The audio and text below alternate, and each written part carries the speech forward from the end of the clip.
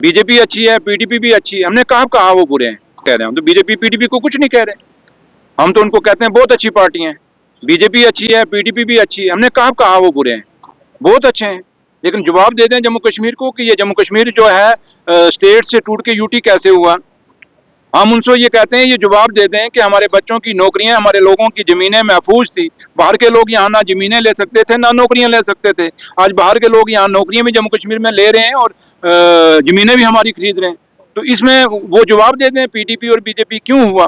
हम कहीं नहीं कह रहे वो बुरे हैं, हम यही कहते हैं कि भैया आप ये हमें जवाब दे दीजिए कि आज जम्मू के अंदर जितने भी वाइस चांसलर बाहर के लगे हुए हैं, क्या जम्मू का कोई भी वाइस चांसलर, कोई भी प्रोफेसर काबिल नहीं है जो यहाँ पे लग सके? जम्मू की किसी, चाहे वो सेंट्रल यूनिवर्सिटी है, चाहे वो जम्मू यूनिवर्सिटी है, चाहे वो सुकास्ट है, चाहे वो माता वैष्णो देवी यूनिवर्सिटी है, चाहे बाबा गुलाम शाह बादशाह यूनिवर्सिटी है रजौरी के अंदर, क्या किसी भी यूनिवर्सिटी पे हमारे जम्मू के कोई भी प्रोफेसर, कोई भी जो पढ़े लिखे इंटेलेक्चुअल्स हमारे लोग हैं, क्या इस काबिल नहीं कि वाइस चांसलर नहीं बन सकते? हम तो यही कहते हैं, ये जवाब पीडीपी और बीजेपी हमें दे दे कि लोकल लोगों को क्यों नहीं अच्छी पोस्टों पे लगाया जा रहा। आप आईआईएम को देखें, जो भी डायरेक्टर लग रहे हैं, या एनआईटी को देखें, जो डायरेक्टर लग रहे हैं कौन लग रहे हैं? क्या जम्मू कश्मीर के लोग काबिल नहीं है?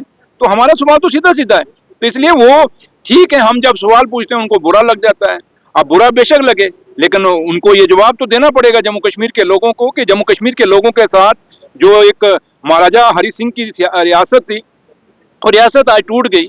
और इवन के महाराजा साहब को, कई लोग हैं यहाँ रोज महाराजा साहब के नाम कहते हैं, यहाँ ये नाम लिखो, वो नाम लिखो, लेकिन उनको ये पूछो कि महाराजा साहब की रियासत टूट गई, इस पे आप क्यों नहीं बोलते? तो इसलिए ये आप हम कहें कि अब हमारी बातों से वो दुख तो उनको जरूर पहुंचता है, लेकिन हम सच बोलते हैं। अब सच बोलेंगे तो कहीं ना कहीं कईयों को तकलीफ होती है, लेकिन उनको सच को सामना करना पड़ेगा।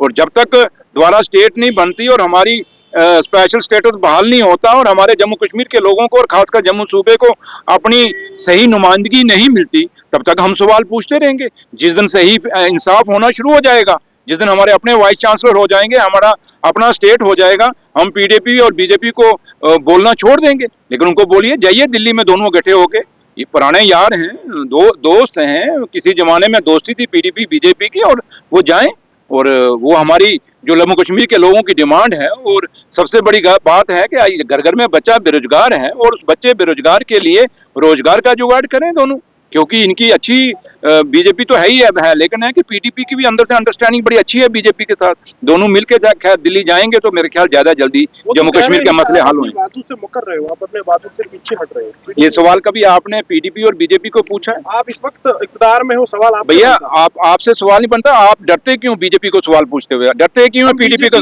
क्या पूछें? आपने बीजेपी का मैनिफेस्टो पढ़ा है? सुनिए मेरी बात, बहस नहीं करने में, डिबेट करने नहीं आया। आप मुझे ये बता दें कि आपने बीजेपी को कभी सवाल पूछा कि बीजेपी वालों, आपने कहा था हम 15 लाख रुपया आपके खाते में डालेंगे, कभी मुंह से आपके निकलता है? कभी आपने पूछा कि 2 करोड़ नौकरी, उन्होंने भी कही थी ना बीजेपी वालों ने, कितने लोगों को जम्मू कश्मीर नौकरी दे दी? जब बीजेपी के लोग सामने होते हैं आपके मुंह पे जा क्यों जम जाती है? सवाल ये उनको भी पूछा करें। देखिए आज सुबह का मैं था, पहले मैं सिकंदरपुर में था, वहाँ कुछ काम थे सड़कों के, कुछ पब्लिक की डिमांड थी, वहाँ मैं गया था। और अब मैं यहाँ ये ब्रिजनगर में आया हूँ और ये बलोल ब्रिज का है, काम लगा हुआ है और ये पीछे लाट हुआ था और मैं देखना चाहता था कि क्वालिटी कैसी है और काम किस लेवल तक पहुंचा है। लिहाजा इन्होंने कहा है कि हमने 31 मार्च 2027 तक इनको टारगेट दिया है और ये कंप्लीट करेंगे। तो वही चीज़ें मैं देखने आया था। तो क्या देखते हैं अब क्या करते हैं, लेकिन कुछ चीज़ें मैं देखना चाहता था, कौन सा सरिया इस्तेमाल कर रहे हैं, कौन सा सीमेंट इस्तेमाल कर रहे हैं, क्या है क्या नहीं। क्योंकि एक कंप्लेंट्स हाउस में भी ऑनरेबल एमएलएज की हमेशा रहती है कि ठेकेदार बिलो बहुत जाता है और बिलो उसका बड़ा रेट आता है, तो बिलों के बाद उससे काम अच्छा नहीं हो पाता। तो लिहाजा वो चीज़ें भी मैं कंट्रोल करना चाहता हूं, क्योंकि ऐसा तो कोई हमारे पास एसओपी नहीं है कि हम इनको ठेकेदारों को कंट्रोल करें कि भाई आप रेट कम मत डालें।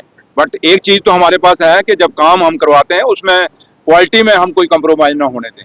तो लिहाजा उसी सिलसिले में मैं यहाँ बलोल ब्रिज पे ब्रिजनगर मीरा साहब आया हूँ और ये देख के जा रहा हूँ। मैंने अपनी जो डायरेक्शंस हैं वो इंजीनियर्स को दे दी हैं, चीफ इंजीनियर साहब और बाकी जो इंजीनियर्स हैं मेरे साथ हैं।